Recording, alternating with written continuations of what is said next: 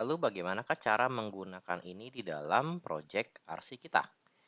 Mari kita kembali ke sebelum kita kembali ke Visual Studio, kita lihat di sini. Kita membutuhkan untuk berjalannya store prosedur ini, kita membutuhkan inputan sebuah satu variabel namanya adalah user ID, I_user ID. Kita butuh data ini. User ID, I-nya kita kapitalin aja biar konsisten ya. Jadi kita save ulang. Oke, berarti di halaman home ini sebelum kita bisa menjalankan store prosedur kita, kita perlu dapetin user ID yang lagi login. Sekarang dari mana kita bisa dapat itu? Tentunya saat login itu sukses. Maka kita kembali ke halaman login lagi. Di Ajax out login kita, di sini saya komen bagian session untuk mengeluarkan atau untuk menampung ke dalam session user ID yang lagi login ini apa berdasarkan username dengan password yang sesuai dengan yang benar. Ini kita aktifkan kembali dan ini kita rapiin, kita masukin juga di sini. Jadi kita gamblang kita set aja di session. Jadi sewaktu halaman public index ini ke load ulang karena pas lagi login kita refresh halaman, ke load ulang maka semua PHP yang jalan di sini nih untuk set route untuk load halaman home, load halaman admin dan seterusnya, maka di setiap halaman ini akan ada session yaitu adalah RC is login dan RC user ID. Which is kita bisa tampung di halaman salah satunya yang kita lagi kerjain ini adalah home, kita bisa tampung di sini. Jadi caranya adalah kita coba tes di sini, kita buka PHP, kita print R dulu deh, kita print R session kita, session RC kita. Oke, saat kita print R session kita ini RC, kita kalau ke halaman browser, maka kita akan punya satu array dengan key RC-nya adalah di dalamnya ada dua key, yang satu adalah is login, yang satu lagi adalah user ID. Ya, ini ada key-nya juga ya. Key, lalu ada is login dan ada user ID. Ini adalah login yang kita mau pakai untuk store prosedur nih, user ID di sini nih. Jadi, kita akan menggunakan RC dengan key lagi, key child-nya adalah user ID. Inilah yang berhasil login. Dan inilah yang akan kita kirim ke dalam store prosedur untuk mengambil data ini. Untuk mengambil data ini. Ya, jadi kita akan coba render modulnya, listnya ada 2 dan di masing-masing ini ada 2 halaman, 1, 2 dan 3, 4. Oke. Jadi kita balik ke ini lagi, ke sini lagi, ke Visual Studio. Sekarang kita tahu bahwa session kita ini punya user ID dan kita sewaktu ngerender on canvas di sini yang akan kita render adalah kita ambil PHP-nya jangan lupa. Yang akan kita render adalah modul dan page-nya. Oke, jadi ini kita coba edit dulu bentar, kita rapiin, kita kosongin dulu off canvas kita ya. Jadi kita mungkin akan simpen tombol X-nya untuk nge-close, jadi ini kayak saya minimize aja sidebar-nya. Ini akan saya simpen buat nge-close manual. Sebenarnya off canvas juga bisa langsung otomatis nge-close sih kalau kita ngeklik di luar sini. Ini udah bawaan dari bootstrap-nya ya. Nah, ini seperti ada yang aneh nih. Dia nggak langsung shift klik 2 kali. Tapi nggak apa-apa, kita coba perbaiki nanti. Jadi kalau kita lihat ini kita simpen off canvas-nya harusnya judul aplikasi kita. Jadi ini boleh kita mungkin kita kasih RC. Terus, nah bodinya ini yang akan merupakan sebuah list modul dan di dalam list masing-masing modul ada halaman list page-nya lagi. Oke, jadi ini contohnya yang saya berharap adalah seperti ini. Kalau kita masuk halaman database, ada 1 master dan 2 transaction. Jadi misalkan ada 1 tulisannya master, ada 1 adalah transaction, kurang lebih seperti ini ya. lalu di masing-masing ini ada punya anak lagi sesuai database, master user dan master product, serta yang untuk transaction ada PO sama ada stock management. Berarti di sini untuk ngerender tulisan ini harus tergantung database. So that's what we will do.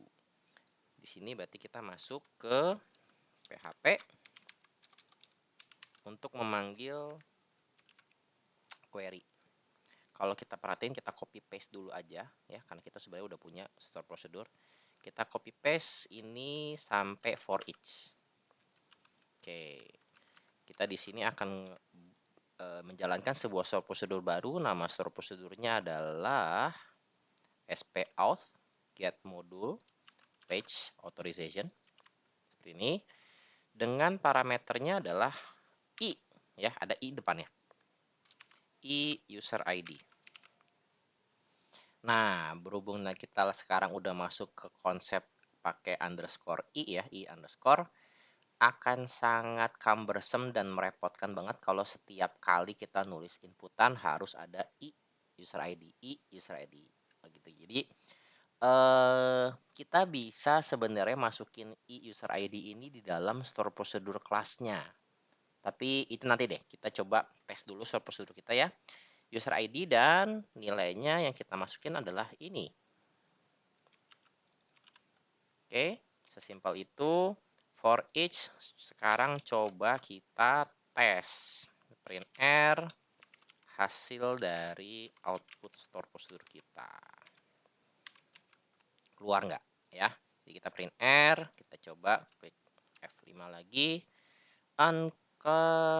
Oke, kelas store procedure belum dikenalin karena kita belum include. Kalau di sini kita ada include yang ini ya, ada di sini ya. Jadi kita lakukan hal yang sama di sini, use app core. Coba kita tes lagi. Sekarang harusnya kita punya array dari row kita ya. Ada modul ID 1, ordernya 1, modul name, master, page ID-nya ada 1 dan seterusnya. Ini sama dengan data ini kalau Anda perhatikan. Ya, urutannya sama. Aha, 1 1 master, 1 1 master user. 1 1 master, 1 1 master user. Begitu ini array-nya ketutup, kita masuk ke row yang kedua yaitu 1 1 master, 2 2 master product. 1 1 master, 2 2 master product dan seterusnya ya. Berarti so far store procedure kita berhasil dipanggil dan mereka mengeluarkan setiap data dari ini. Nah, sekarang bagaimana caranya kita meracik ini menjadi sebuah sidebar yang bagus. Pertama adalah kita perlu ngelompokin dulu manual, kita perlu ngelompokin dulu. Ini harusnya jadi 2 modul dan masing-masing modul ada 2 page, begitu ya. Gimana caranya? Caranya adalah kita coba tampung dulu masing-masing variabel ya. Kita bikin variabel ada modul ID yaitu adalah row modul ID di sini ya. Sama nama kolomnya dan kita lakukan hal ini untuk semua. Jadi ada modul ID, modul order, modul name dan ada page ID, page order dan page name. Modul ID, modul order juga sebenarnya nggak perlu ya. Ini harusnya di query urutan dari query ya, bukan sesuatu yang perlu di proses di dalam PHP, tapi nggak apa-apa. Nanti kita edit modul name. Sekarang kita masuk ke page ID, page name dan page order.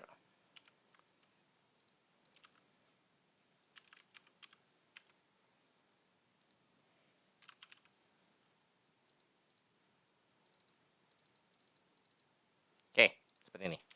Nah, jadi cara kerjanya adalah kita akan bikin nested array atau multi-dimension array atau boleh object array aja lah. Kita bikin array lebih simple, nggak perlu sampai bikin objek. Multi-dimension array dimensi yang pertama atau yang paling luar adalah list modul. Berarti harusnya ada 2 array. Nah, masing-masing array ini isinya array lagi, yaitu adalah array page. Jadi ada 2 parent array modul dan masing-masing punya 2 page. Page 1, 2 dan page 3, 4. Jadi kurang lebih nanti kita berharapnya array itu bentuknya seperti ini. Kalau saya tulis manual ya. Array kita itu kita bikin variable array buat contoh aja. Nanti bentuknya seperti ini. Ada ID array yang paling luar berarti modul ya, jadi kita nggak perlu bikin modul ID. Ini adalah 1, terus ada name-nya adalah master ya. Ini ingat, ini adalah array parent adalah array untuk modul, jadi master. Lalu di dalamnya kita bisa bikin ada 2 array lagi. Jadi misalkan kita masuk ini ke dalam child bisa, atau kita bisa bikinnya pages juga bisa. Pages-nya bentuknya array. Ya. Array-nya adalah ada 2 array, jadi ada begini lagi.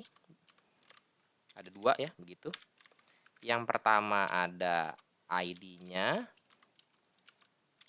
1, lalu ada name-nya adalah master, user, lalu di sini ada ada order harusnya, tapi seperti yang saya bilang kita nggak perlu order. Jadi untuk page kayak isinya cukup gini aja. Sedangkan untuk ID yang kedua bentuknya kurang lebih master apa ya tadi ya? Master product. Master product. Tentunya ini harusnya ada koma-komanya semua ya, karena ini variable-variable berikutnya. Nah, jadi kayak gitu bentuknya. Ini baru yang modul 1. Sampai sini nih. Nah, modul yang kedua kita copy lagi kurang lebih seperti ini. Nah, ini untuk modul yang kedua, yaitu adalah transaction. Page ID-nya 3 dan 4, yaitu adalah PO dan stock of 6. Stock management. Purchase order dan stock management. Seperti itu. Jadi bagaimana cara kita bisa membuat ini adalah pertama kita akan looping. Kita akan looping dulu dari setiap data ini. Lalu kita akan coba lihat apakah kita sudah pindah ke modul yang berbeda. Kalau kita sudah pindah ke modul yang berbeda, maka seharusnya ini saya geser lagi sedikit. Oke. Jadi cara kerjanya saya kebayangnya seperti ini.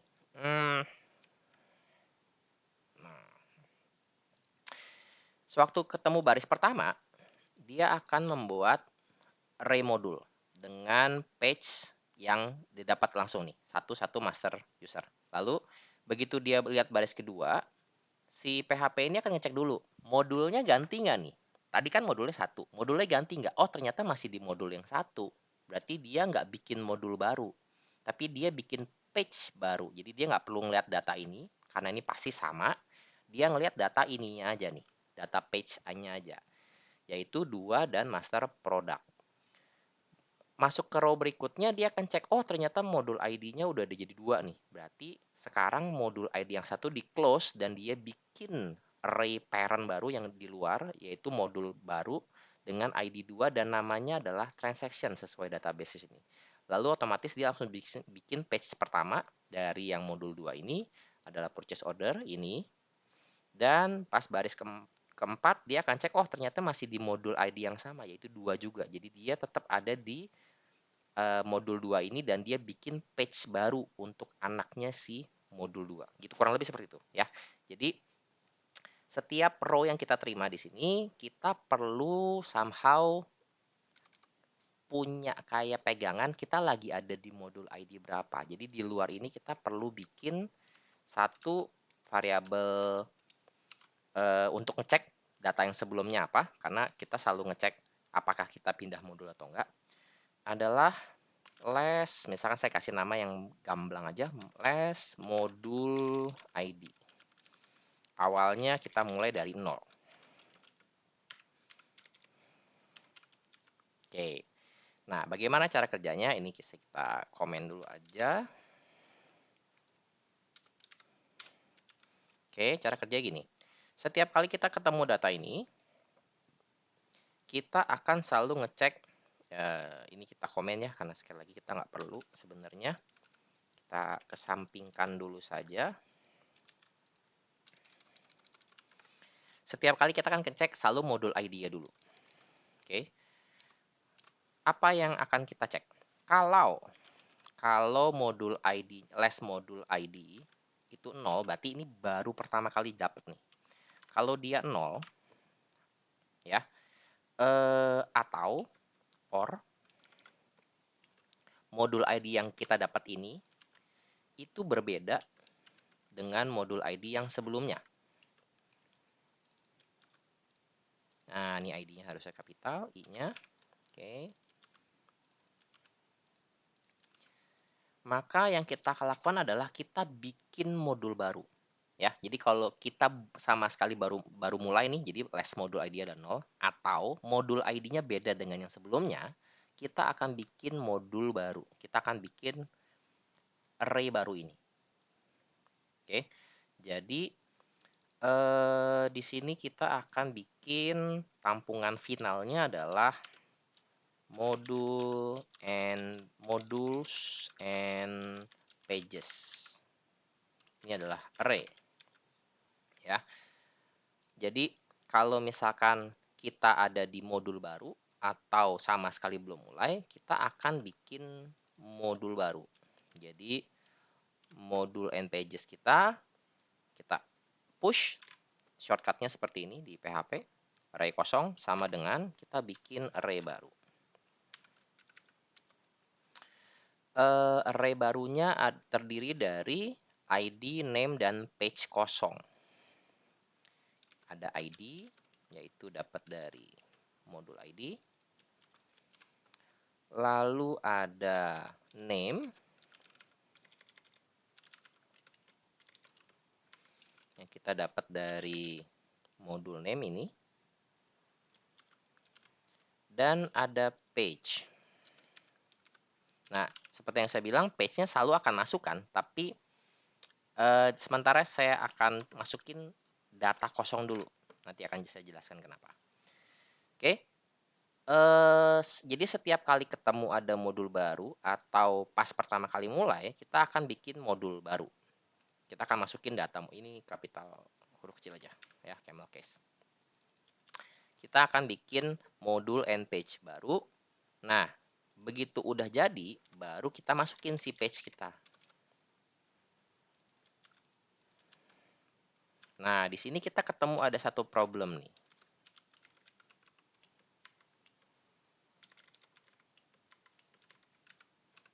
Problemnya adalah saat kita mau masukin page kita ini, nih, kita nggak tahu kita mau masukin ini di mana.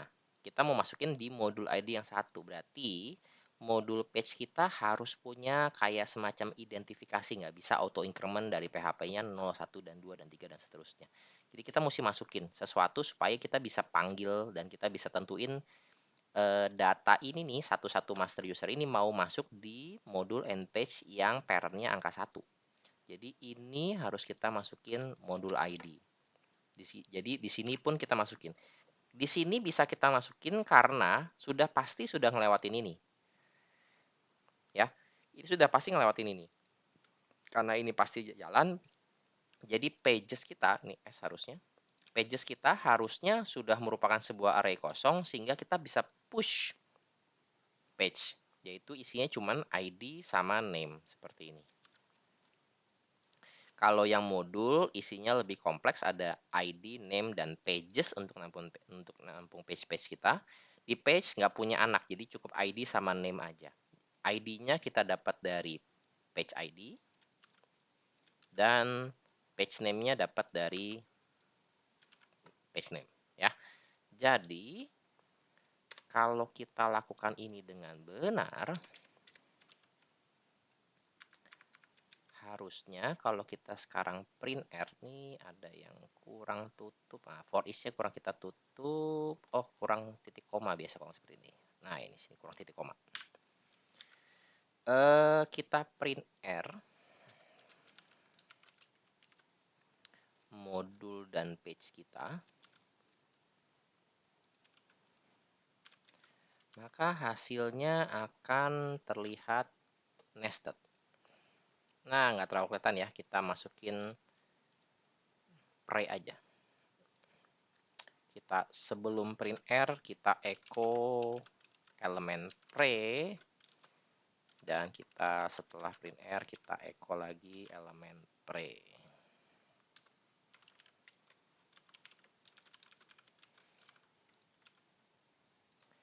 Nah, seperti ini. Jadi ini adalah parent kita. Something wrong, kita masukin ID-nya bener tapi namanya harusnya master user dan master product. Oke, nggak masuk, cuma masuk yang paling terakhir doang. Kita lihat dulu, kayaknya kita salahnya adalah nah, sewaktu kita salahnya gini, sewaktu kita masuk ke baris kedua, kita tidak ngelakuin apapun terhadap less modul kita. Jadi less modul kita akan selalu 0 di sini.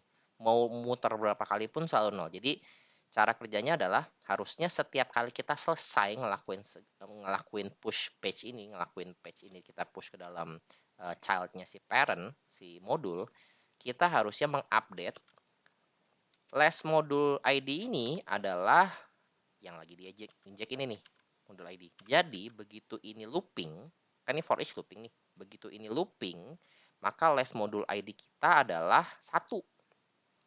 Nih, jadi kayak sebelumnya apa? Before modul ID, ya less modul ID. Jadi dengan begini, ini nggak akan selalu dibuat ulang sehingga page-nya akan selalu nambah. Kalau tadi yang terjadi adalah karena less modul ID kita selalu 0, maka dia akan selalu buat ini terus berulang-ulang. Jadi walaupun yang master user ini udah masuk, tapi karena kita muter ke sini lagi, maka page-nya kosong lagi. Dan akhirnya cuma masuk yang nomor 2. Begitu juga yang untuk modul kedua, yang ini sebenarnya awalnya masuk, tapi karena kita muter di sini, jadi page-nya 0 lagi, sehingga yang masuk cuma 4. Ketiganya kayak kehapus. Ya, jadi kita save, kita cek ulang. F5. Nah, seperti ini. Jadi ini modul kita, ya. ID, ada master, lalu page-nya adalah sebuah array, ada 2 isinya, yaitu adalah master user dan master product. Lalu kita pindah ke modul kedua, yaitu transaction, dengan anaknya page-nya adalah ID 3, yaitu purchase order, dan ID 4, yaitu stock management. Bagi teman-teman yang bingung atau kurang bisa ngikutin ini cara kerjanya gimana, saya kasih alternatif. Saya kadang suka pakai cara A dan pakai cara B. Alternatif kedua adalah kita menggunakan fungsi PHP yang namanya iset. Iset itu adalah ngecek apakah sebuah variabel atau sebuah array atau sebuah objek itu udah ada belum di dalam variabel yang lagi mau diproses dalam PHP. Di variabel PHP itu pakai dolar itu, pakai dolar ini nih. Ya. Jadi ini cara pertama. Cara kedua adalah kita menghapus atau kita tidak menggunakan yang namanya terakhir atau sebelumnya modul ID kita berapa, itu kita nggak pakai. Kita nggak perlu pakai temporary variable ini. Jadi sebenarnya lebih sederhana. Tapi menggunakan fungsi baru yang namanya adalah iset. Cara kerjanya seperti ini. Ini output yang kita expect bisa kita hapus karena sudah ada contoh live-nya. Ini masih manual. Oke, cara kerjanya adalah sama. Kita cek dulu modul ID ini yang kita dapat yang lagi diproses ini modul ID apa. Tapi bedanya adalah kita nggak ngecek ya aku nggak bilang rumit sih, tapi ini memang lebih kompleks karena ada ataunya di sini. Garis lurus 2 kali ini atau. Jadi yang kita cek adalah apakah modul page yang kita bikin kosong di depan ini punya key atau punya child dengan key adalah ini. Jadi ini iset. Apakah sudah ada gitu. Apa yang mau dicek sudah ada? Yang sudah ada adalah modul page, modul and pages dengan key-nya adalah modul ID. Kalau udah ada, ini harusnya di skip. Jadi langsung masukin pages-pagesnya. Atau yang lebih gampang adalah saya biasa nulisnya apakah kalau belum di set. Pagi kita pakai tanda seru di sini. Pakai shortcut dari PHP Note. Apakah belum di set modul and page dengan key modul ID? Kalau belum, berarti nggak ada nih modul dengan ID 1. Jadi, cara kerjanya adalah kalau nggak ada, kita akan bikin dengan ID 1 atau ID 2 dan kita masukin ID-nya apa dan name-nya apa dengan page yang kosong. Baru begitu keluar dari sini, jadi udah pasti ini ada karena baru aja dibuat di sini. Baru kita bisa push page. Jadi ini sebenarnya penulisannya lebih sederhana daripada yang ini. Karena seperti yang tadi saya contohkan, saya lupa nih nulis ininya nih, looping looping parameter atau looping conditionnya. Last module ID-nya harus saya update nih, ya. Lebih sederhana nulisnya, tapi kita menggunakan function baru yaitu adalah iset, gitu. Jadi sedikit lebih sederhana, tapi lebih advance. Ini harusnya kalau kita tes hasilnya sama. Nah, sama ya. Jadi ada yang pertama dengan pages-nya adalah master user dan master product. Lalu yang kedua pages-nya adalah purchase order dan stock management. Masing-masing modulnya 2 dan 1. Oke, kita stick to cara yang lebih elegan aja ya. Jadi yang ini kita off kan, kita buang aja. Jadi ini sekarang kita udah nggak perlu. Oke, sekarang bagaimana caranya menampilkan ini ke dalam list? Kita looping. Kalau tadi kita looping row-nya untuk membuat nested array atau multi-dimension array, sekarang kita looping multi-dimension array yang barusan kita buat. Jadi di sini kita looping for each module page sebagai kita perlu sebenarnya ID-nya ini, modul ID-nya ada di dalam sih. Kita nggak perlu ngambil dari key-nya, tapi nggak ada masalah kalaupun kita ambil dari key-nya. Berarti kita akan looping modules and page ini. Key-nya adalah modul ID. Dan ini semua, jadi ini adalah key-nya, kita tulis di sini. Dan ini semua kita sebut namanya adalah modul. Oke, jadi modul itu merupakan sebuah array dan modul ID merupakan sebuah key integer, ya, modul ID. Ini adalah array. Array-nya ada ID-nya, ada name-nya, dan ada pages-nya, ya, pages-nya. Jadi yang perlu kita buat sekarang adalah ini dulu deh.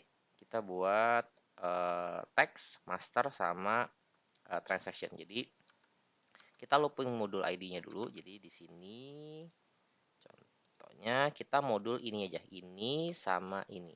Kan ini yang pertama, ini yang kedua, ya. Yang itu pertama, ini yang kedua. Jadi kita akan echo paragraph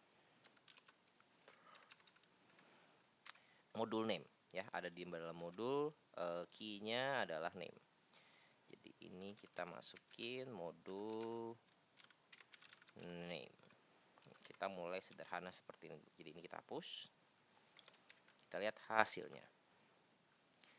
5, ya, dapat master dan transaction. Dan ini sekarang udah dynamic ya, udah bukan hardcode lagi seperti tadi. Sekarang udah dynamic berdasarkan data yang ada di database aksesnya. Lalu di dalam paragraf ini kita mau looping pages-nya supaya modul ini punya halamannya apa aja. Jadi di dalam for each-nya si modul end page, kita nge-for each ini. Kalau kita pengen ngakses modul name, caranya adalah seperti ini. Berarti kalau kita mau looping ini, kita mau akses pages-pagesnya ini yang di dalam ini, berarti kita adalah yang kita looping adalah modul page. Nih, ya. Sebagai di sini kita nggak ada key-nya, jadi kita nggak perlu sediain key di sini. Jadi kita langsung aja sebagai page, satuan halaman. Dan di sini kita bisa echo page name-nya. Nah, kalau bikin paragraf gini aja sama-sama satu level paragraf, nggak terlalu kelihatan sebenarnya mana yang modul, mana yang page. Karena urutannya sama, sorry bukan urutannya sama, ukuran padding-nya sama. Tapi kalau seandainya kita bikin, paragraf yang di sini punya let's say margin start 2 kelasnya. Ingat kita di dalam, framework-nya Bootstrap ya CSS-nya, jadi kita bisa pakai ini.